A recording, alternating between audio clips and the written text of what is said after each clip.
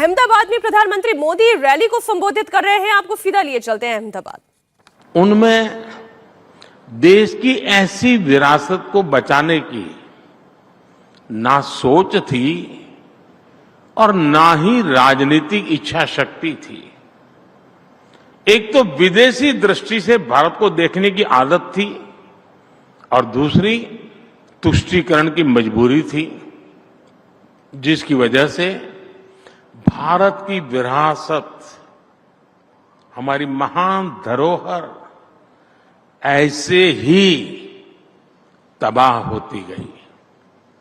अतिक्रमण, अस्वच्छता, अव्यवस्था, इन सभी ने हमारी विरासतों को घेर लिया था। मैं काशी का सांसद हूं, मैं काशी का आपको उदाहरण देता हूं। वहां 10 साल पहले क्या स्थिति थी पूरा देश जानता है, लेकिन जब सरकार ने इच्छा शक्ति दिखाई तो लोगों ने भी सहयोग किया और काशी विश्वनाथ धाम के पुनर्निर्माण के लिए 12 एकड़ जमीन निकल गई। आज उसी जमीन पर म्यूजियम, फूड कोर्ट, मुमुक्षु भवन, गेस्ट हाउस, मंदिर चौक, एम्पोरियम, यात्री सुविधा की तरह अनेक प्रकार की सुविधाएं विकसित हो गई है इस पुनर्निर्माण के बाद। और आप देखिए 2 साल में 12 करोड़ से ज्यादा श्रद्धालु विश्वनाथ जी के दर्शन करने आए हैं। इसी तरह अयोध्या में श्री राम जन्मभूमि के विस्तारीकरण के लिए हमने 200 एकड़ जमीन को मुक्त कराया। इस जमीन पर भी पहले बहुत सघन कंस्ट्रक्शन था। आज वहां राम पथ, भक्ति पथ, जन्मभूमि पथ और अन्य सुविधाएं विकसित की जा रही है। अयोध्या में भी पिछले 50 दिन में 1 करोड़ से ज्यादा श्रद्धालु भगवान श्री राम के दर्शन कर चुके हैं।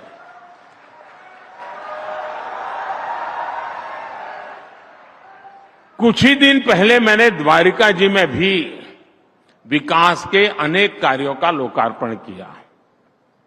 वैसे साथियों, देश को अपनी विरासत को सहेजने का मार्ग एक तरह से यहां गुजरात की धरती ने दिखाया था। याद कीजिए, सरदार साहब के नेतृत्व में सोमनाथ मंदिर का जीर्णोद्धार अपने आप में बहुत ही ऐतिहासिक घटना थी। गुजरात अपने आप में ऐसी अनेकों विरासत को संभाले हुए है। ये अहमदाबाद शहर वर्ल्ड हेरिटेज सिटी है।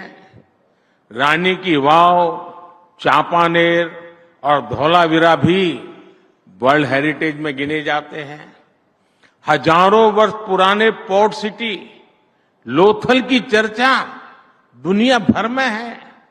गिरनार का विकास हो, पावागढ़, मोढेरा, अंबाजी, ऐसे सभी महत्वपूर्ण स्थलों में अपनी विरासत को समृद्ध करने वाले काम किए गए हैं। साथियों, हमने स्वतंत्रता संग्राम से जुड़ी विरासत के लिए राष्ट्रीय प्रेरणा से जुड़े अपने स्थानों के लिए भी विकास का अभियान चलाया है।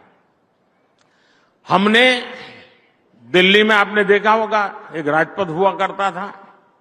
हमने राजपथ को कर्तव्य पथ के रूप में विकसित करने का काम किया।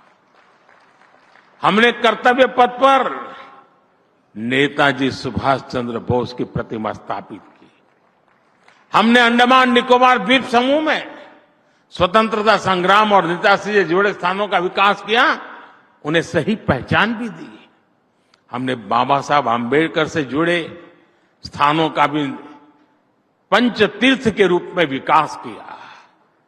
यहां एकता नगर में सरदार वल्लभ भाई पटेल स्टैच्यू ऑफ यूनिटी आज पूरी दुनिया के लिए आकर्षण का केंद्र बन गई है। आज लाखों लोग सरदार पटेल जी को नमन करने वहां जाते हैं।